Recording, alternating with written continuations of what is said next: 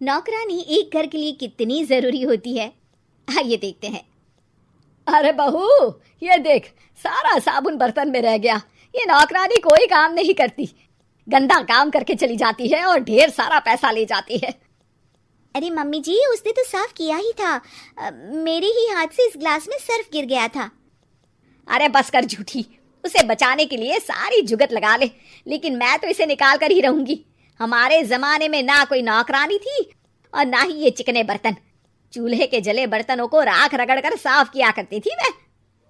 अरे माँ जी, मैं कहाँ बचा रही हूँ उसे। और वैसे भी आजकल नौकरानी जरूरत नहीं, स्टेटस सिंबल बन गया है। अब आप बताओ, मैं मुन्ना को नीचे घुमाने ले जाऊं तो लोगों से क्या बोलूं? झाड़ू पोछा खुद लगा रही हूँ। लोग सीधा यही पूछते हैं कि कौन सी नौकरानी काम कर रही है तेरे घर पर। अरे बस कर, ये भी कोई बात होती है? मम्मी जी, आप नहीं समझेंगी। शाम को नौकरानी घर आकर काम कर ही रही होती है कि सास को कहती है, माँ जी एक बात बोलूं, बुरा न मानना। अरे वैसे तो मुझे तेरी शक्ल ही पसंद नहीं है, बात क्या खाक पसंद आएगी। अरे माँ जी, सुन तो लीजिए क्या कह रही है। तो मैंने कौन सा उसका मुंह पकड़ लिया है? अरे माँ जी, वो लाल साड़ी पहनती हो ना पहना करो। सास का गुस्सा अब तो 7वें आसमान पर होता है। अरे वाह जी वाह, क्यों ना पहना करूं? और तू होती कौन है ये बताने वाली कि मैं क्या पहनूं क्या ना पहनूं?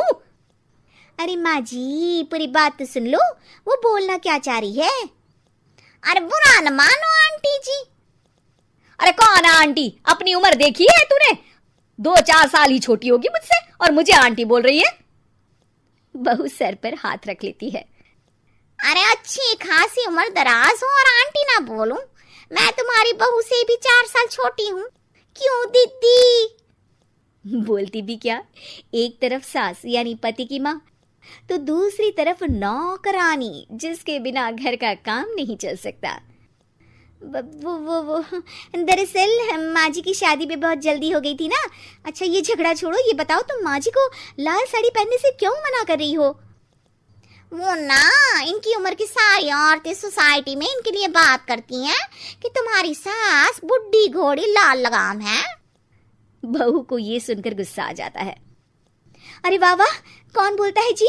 खुद क्या है यहाँ की औरतें, बाल सफेद लेकिन टाइट जींस और कोई कुछ भी पहने। अरे पहनना हमारा निजी हक है, किसी को कुछ हक नहीं बनता कि वो मेरी सास के लिए कुछ बोले। मैं आज ही जाकर माँ जी के लिए लाल जींस लेकर आऊंगी, फिर देखो कोई क्या बोलता है। अरे चुप लाल जींस। अरे सुन नौकरानी की बच्ची, जाकर बोल दे उन लोगों से कि उन लोगों की तरह मैं उड़ती नहीं फिरती हूँ घर बार छोड़कर।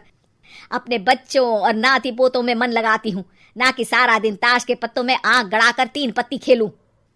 नौकरानी वहां से चली जाती है।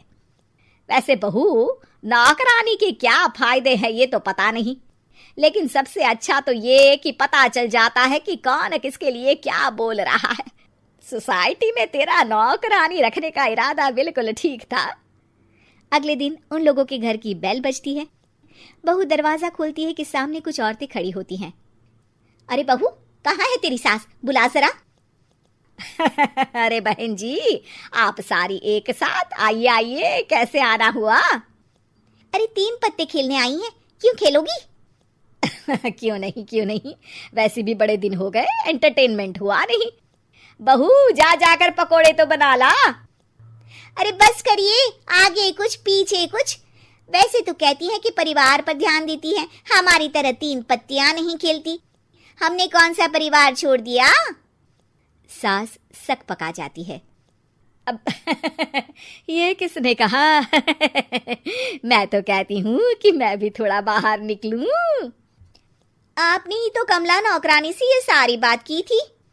सास और बहू को अब सारी कहानी समझ आ जाती है कि सोसाइटी की औरतें क्यों भड़क रही हैं। माफ करिए आंटी, मैं छोटी हूँ, लेकिन फिर भी पहले तो आप लोगों ने माँ की लाल साड़ी का मजाक उड़ाया था ना। हाँ उड़ाया था, लेकिन उससे पहले तो तुम लोगों ने हमारी जीन्स के बारे में बात की थी। अरे क्यों ना पहने हम जीन्स, तुम्हारे पैसों की थोड़ी ना है। सास और बहू सर पकड़कर बैठ जाती है। देखा बहू, ये खेल कर गई तेरी नौकरानी। यहाँ की बात वहां तो वहां की बात यहाँ। दोनों किसी तरह औरतों को समझा बुझाकर घर भेजती है और कसम खाती है कि नौकरानी को नौकरानी ही रहने देंगी।